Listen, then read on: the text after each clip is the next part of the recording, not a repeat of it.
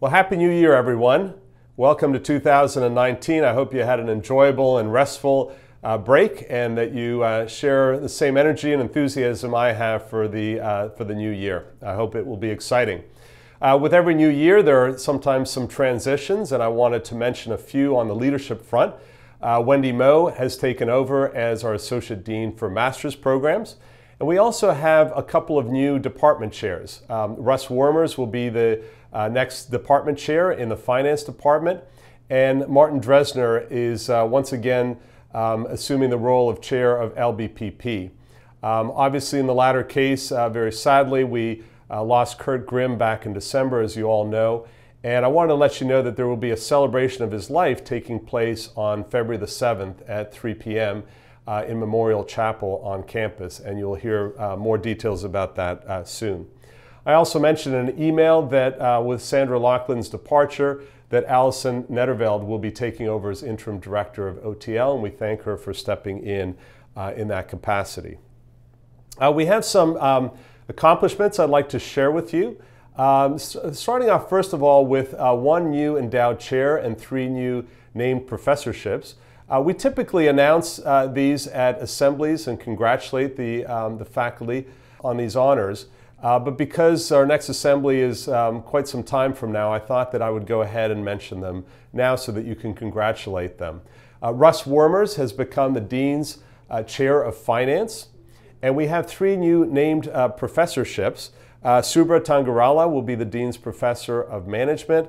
Raghu Raghavan will be the Dean's Professor of Management Science, and Shiva Vishwanathan will be the Dean's Professor of Information Systems. So again, congratulations to all of them, and I hope you can congratulate them personally when you next see them. We launched our online MS in Business Analytics this month, and so that's an exciting new program for us. On the OMBA side, we will see a new ranking from U.S. News & World Report on January the 15th. And all I can say is that we're pleased once again that we've done well in that, and you will get more details soon. By the way, on the topic of rankings, we typically only send out emails for 3 rankings, for U.S. News, for Bloomberg Business Week, and for Financial Times. Occasionally, as you know, there are other rankings, and just so that you're aware, the Wall Street Journal, together with the Times Higher Education, had an inaugural ranking for full-time MBA programs, and we were number 17 in that ranking. Not all the top schools decided to participate in that, but nevertheless, that is a nice ranking to have.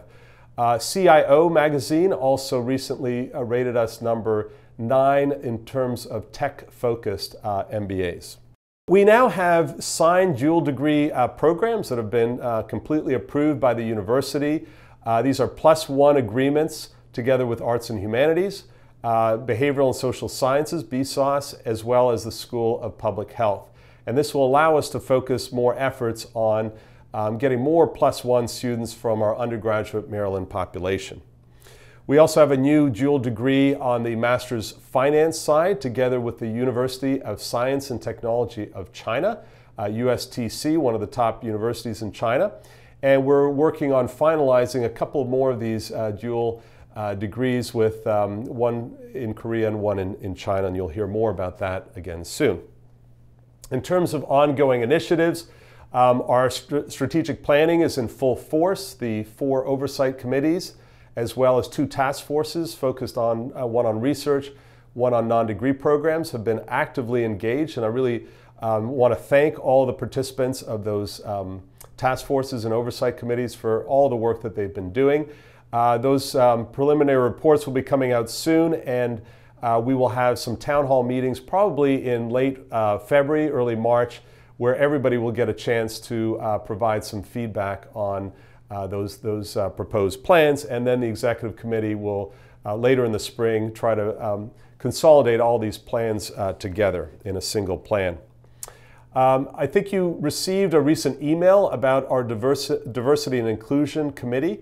Very pleased to see that committee proposing a number of new initiatives this spring, and so I encourage you all to be involved and to support that committee and its activities.